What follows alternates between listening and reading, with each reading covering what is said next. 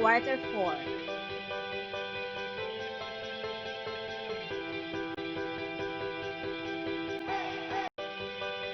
Composing clear and coherent sentences using appropriate grammatical structures, subordinating and coordinating conjunctions.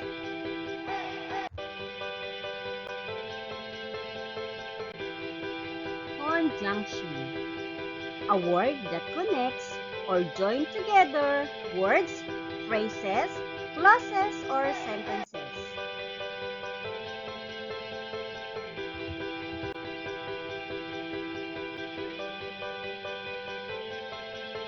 There are two kinds of conjunctions, the subordinate and coordinate conjunctions.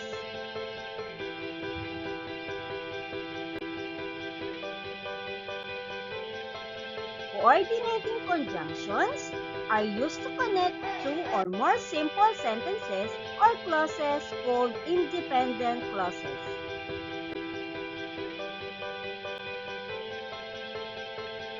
Example: Ernie drank some water for he was thirsty. In a sentence, use conjunction for.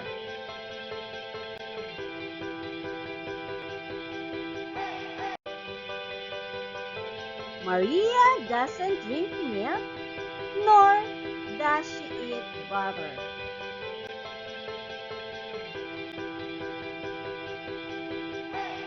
Alan studied a lot, but he didn't pass the test.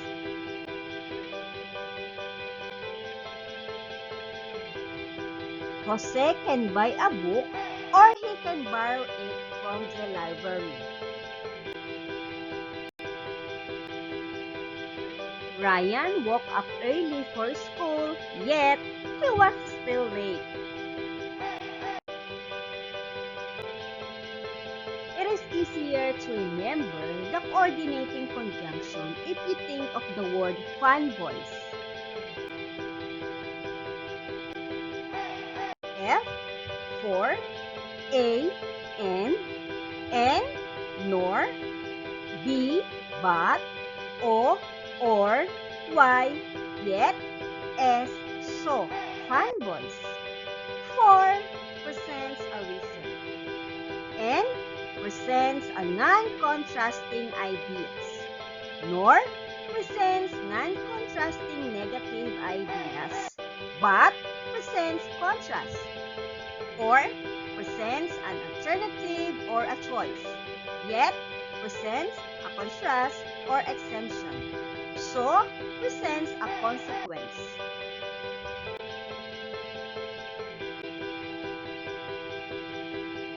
Let us explain more about coordinating conjunctions fanboys. 4. Explains reason or purpose, just like because. Example: I go to the park every Sunday, for I long to see his face.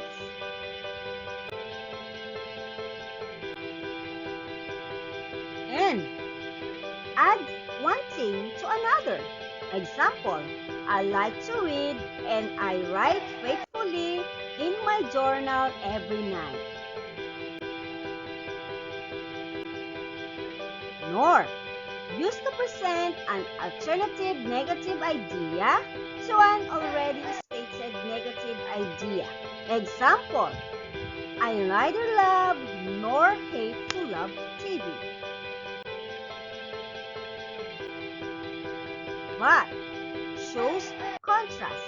Example: television is a wonderful escape, but it interferes with my writing. Or presents an alternative or a choice. Example: would you rather read a book or watch a good TV show?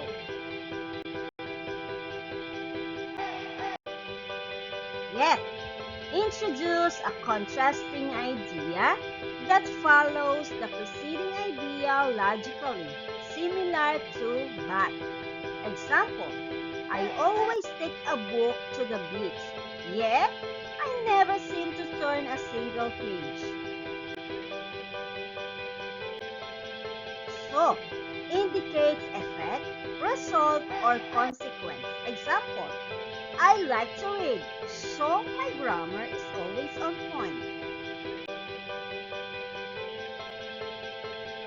Subordinating or coordinating conjunctions connect or join an independent clause to an independent clause in a sentence.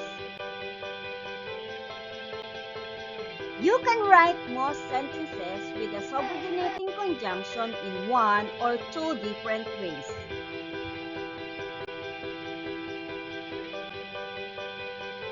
Example, when my friends arrived, I was still doing my homework. It is subordinating conjunction when. If a sentence begins with a subordinating conjunctions, use a comma to separate the two clauses. Another example how to write sentence with conjunction. I was still doing my homework when my friends arrived.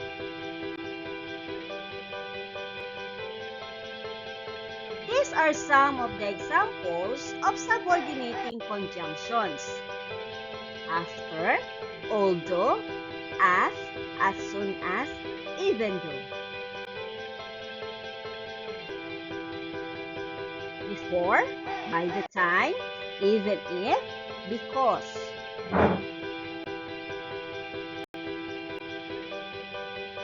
Another example of subordinating conjunctions, every time, if, in case, now that.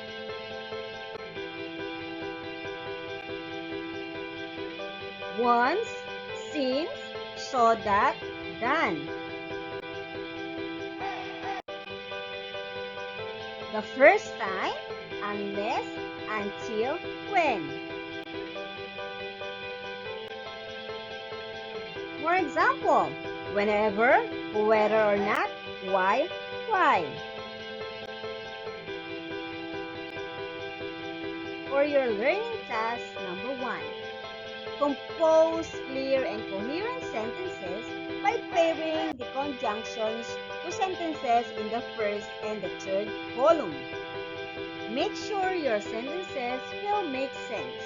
So let us try some of these. I like coffee, but my wife prepares tea. She must have been hungry, so she ate everything immediately. He is overweight and feels terrible, yet he continues to eat lots of cake and biscuits. Another learning task, complete the sentences below to form clear and coherent sentences using subordinate conjunctions. Number 1, I will study hard while helping my mother doing housework. Number 2, my mother has to work for hours because she needed money to support our family. Number 3, I need to think hard if I did not understand the question. Number 4, I could not finish it although I tried hard. Number 5, I will go home when I finish work. And for another learning task, compose a clear, coherent, and original sentences using the given subordinate conjunctions. Number 1, because. I like her because she is nice. Number 2, so that. Let us go to the cinema early so that we can get good seats. Number 3, when. I came home when I heard the news. Number 4, if. Will you bring my book down if you go upstairs? And number 5, although. Although she was tired, sleep didn't come. Again, thank you for watching. I hope you learned from me.